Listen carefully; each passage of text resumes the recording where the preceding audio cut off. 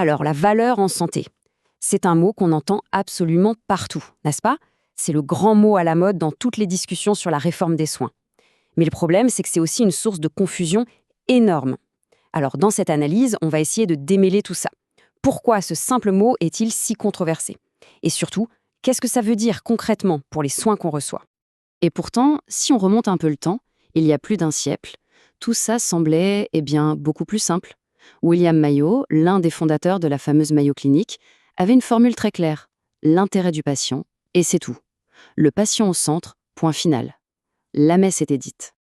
Du coup, ça nous amène à la question centrale. Si, à la base, tout le monde est d'accord pour dire que le patient est la priorité, comment ça se fait qu'aujourd'hui, le simple mot « valeur » crée autant de débats, autant de tensions? C'est précisément ce conflit qu'on va décortiquer ensemble. Allez, on commence par le commencement, la racine même du problème. Qu'est-ce qu'on met derrière ce mot « valeur » ? Parce que voilà le hic. L'expression à la mode, c'est « soins de santé fondés sur la valeur ». Sauf que personne n'est d'accord sur ce que ça veut dire. Il n'y a pas de définition universelle. Et ce flou, il arrange pas mal de monde. Ça permet à chaque acteur du système, que ce soit les hôpitaux, les assurances, les gouvernements, même les médecins, de tordre le concept pour qu'il serve ses propres intérêts. Des intérêts financiers, bien sûr, mais pas seulement. Bon, pour essayer de mettre un peu d'ordre dans tout ça, on peut en gros distinguer deux grandes manières de penser, deux mentalités qui s'affrontent. D'un côté, on a ce qu'on pourrait appeler le cadre commercial. Là, on voit la santé comme un business, tout simplement. Les mots d'ordre, c'est efficacité, retour sur investissement, profit. Et de l'autre côté, on a le cadre humaniste. Et là, c'est une toute autre histoire. On parle de bien-être de la personne, d'éthique, du bien de la société. Ce sont vraiment deux visions du monde qui s'opposent, et donc deux définitions de la valeur qui n'ont rien à voir. Et quand on regarde les valeurs associées à chaque cadre, là, le fossé devient un gouffre. Pour le côté commercial, on parle de quoi? De retour sur investissement, de profit, de produits, de marché. C'est le lexique de l'entreprise. Et pour le côté humaniste, on parle d'autonomie, de bienveillance, de respect, d'équité, de durabilité. On est sur une autre planète. Ce ne sont pas juste des mots, ce sont vraiment deux univers qui s'affrontent. D'ailleurs, petite précision de vocabulaire, mais elle est importante pour bien saisir l'ampleur du truc, il faut faire la différence entre les soins de santé et le système de santé. Les soins, c'est l'acte concret, la relation entre le soignant et le patient. Le système, lui, c'est l'énorme machine derrière. Les politiques, les infrastructures, les assurances, tout le bazar. Et ce débat sur la valeur, il se joue à ces deux niveaux en même temps. Ok, assez de théorie. Voyons comment tout ça se traduit dans le monde réel, le concret. Parce que ces valeurs, qu'elles soient commerciales ou humanistes, elles ont un impact direct sur quelque chose de très terre-à-terre. Comment on paye pour les soins? Et ça, c'est un point absolument crucial. La façon dont on paie révèle ce à quoi on accorde vraiment de la valeur. Un modèle de paiement, ce n'est jamais neutre, jamais. C'est un levier extrêmement puissant qui va orienter tous les comportements, toutes les priorités du système. C'est un peu le nerf de la guerre, c'est l'argent qui dicte les règles du jeu.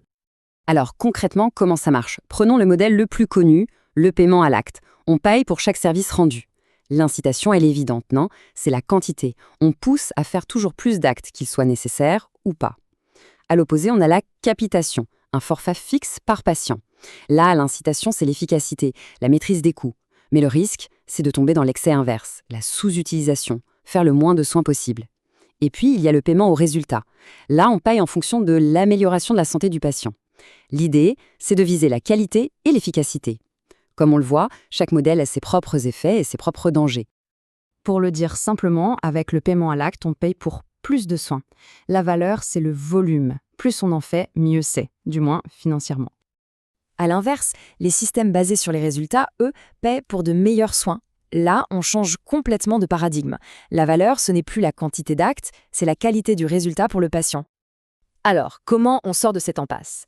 L'argument central qu'on trouve dans les sources, c'est qu'il faut complètement changer de perspective.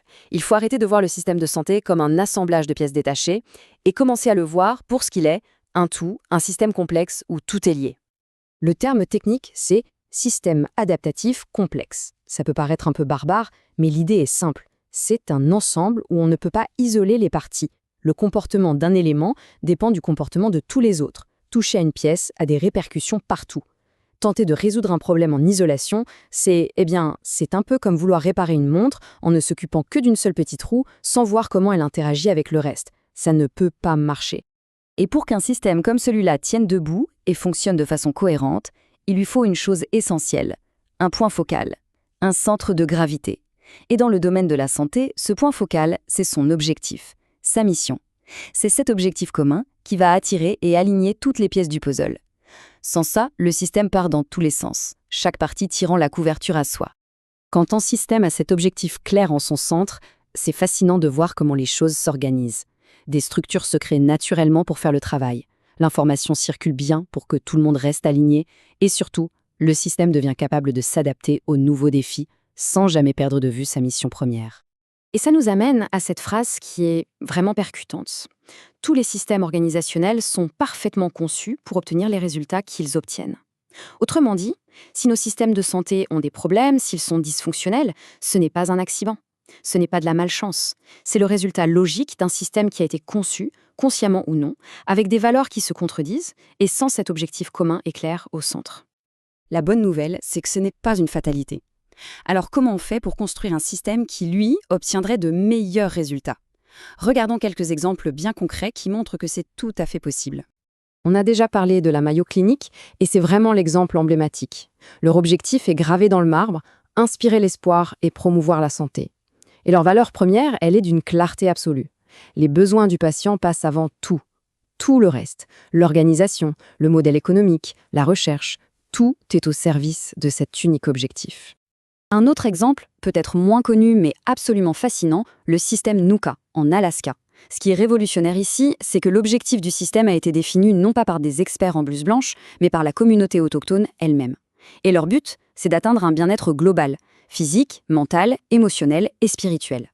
Et pour y arriver, leur attente principale, ce qu'ils valorisent le plus, ce n'est pas la dernière technologie, c'est la relation de confiance avec leurs soignants.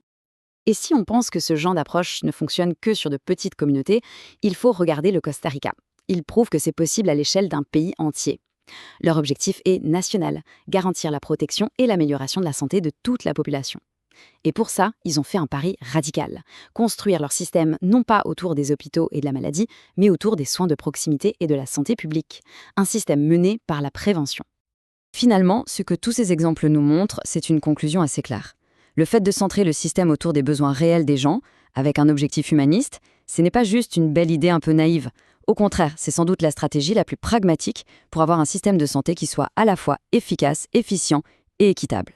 Ce qui nous laisse avec une question de fond, une question qui finalement nous concerne tous et toutes. Si on devait repartir de zéro et redéfinir la valeur au sein de notre propre système de santé, sur quelle base le construirions-nous? Quelles seraient nos vraies priorités? La question est posée.